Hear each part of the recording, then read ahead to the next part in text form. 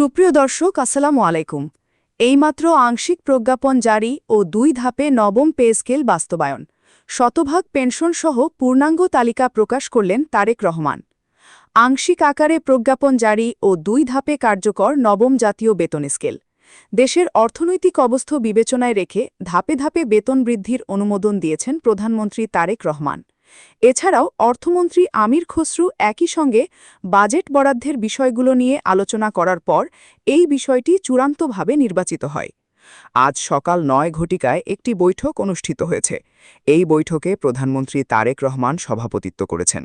এখানে সরকারি চাকরিজীবীদের বেতন বৃদ্ধির চূড়ান্ত তালিকা ও আংশিক প্রথম ধাপের গ্যাজেট প্রকাশের সিদ্ধান্ত নেওয়া হয়েছে।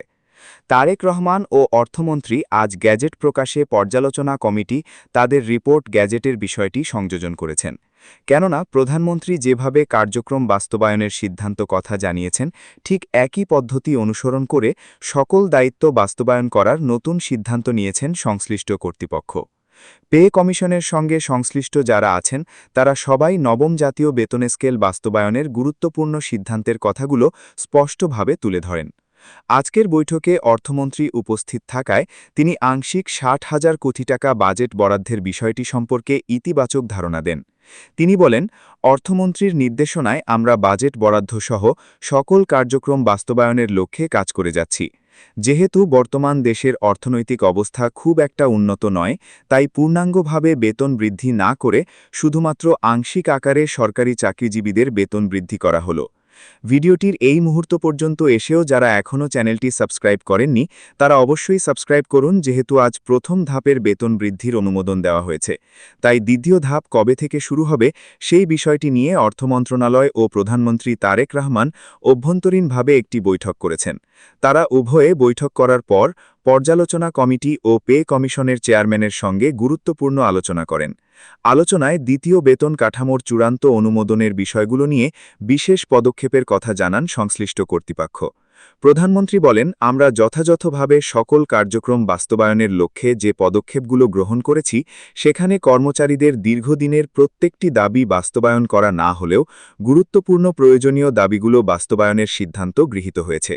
বিশেষ করে যারা নিম্ন গ্রেডের কর্মচারী আছেন তাদের অর্থনৈতিক সক্ষমতা বৃদ্ধি করার জন্য ইতিমধ্যে জোরালো পদক্ষেপ নেওয়া হয়েছে।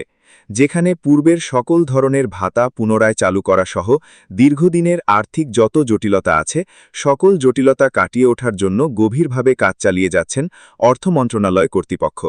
আজ সচিবালয় মিটিংয়ে একাধিক সচিব উপস্থিত ছিলেন। তাদের উপস্থিতিতে আংশিক দাবিগুলো উপস্থাপন করা হয়। তারা বলেন, একটি বেতন স্কেল বাস্তবায়ন করতে এত সময় বিলম্ব করা মোটেও একটি দেশের অর্থনৈতিক উন্নয়নকে গতিশীল করতে সক্ষম নয়। যেহেতু কর্মচারীরা দেশের সম্পদ, তাই তাদের অর্থনৈতিক অবস্থানগুলো কিভাবে বৃদ্ধি করা যায় সেই বিষয়টি নিয়ে আজ সচিবরা প্রধানমন্ত্রী ও পে কমিশনকে ইতিবাচক পরামর্শ দেন। আপনারা অবশ্যই চ্যানেলটি সাবস্ক্রাইব করে ভিডিওটি কন্টিনিউ করুন। সাবেক অর্থ প্রতিমন্ত্রী বলেন, আমরা যখন ক্ষমতায় আসিনি তখন থেকে সরকারি চাকরিজীবীদের বেতন বৃদ্ধির লক্ষ্যে কাজ করে যাচ্ছিলাম।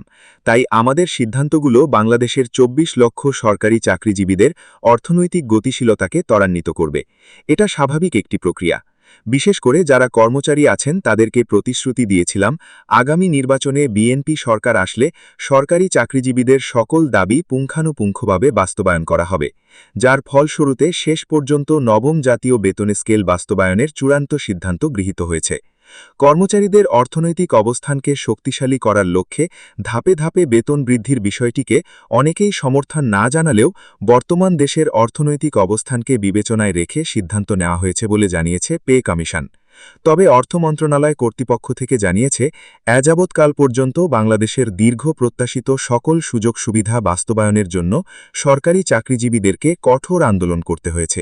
ফলে নবম জাতীয় বেতন স্কেল বাস্তবায়নে সরকারি চাকরিজীবীদেরকে আন্দোলনে নামতে হয়েছে। এটা অত্যন্ত স্বাভাবিক একটি প্রক্রিয়া। কেননা সরকারি চাকরিজীবীদের দাবি ছিল সর্বনিম্ন বেসিক দ্বিগুণের অধিবৃদ্ধি করা, এছাড়াও অবসরকালীন সুবিধাসহ পূর্ণাঙ্গ বেতন স্কেল। ভিডিওটি শেষ করার পূর্বে যারা যারা এখন পর্যন্ত আমাদের এই চ্যানেলের নতুন সদস্য আছেন তারা পরবর্তী আপডেট পেতে চ্যানেলটি সাবস্ক্রাইব করে আমাদের সঙ্গেই থাকুন।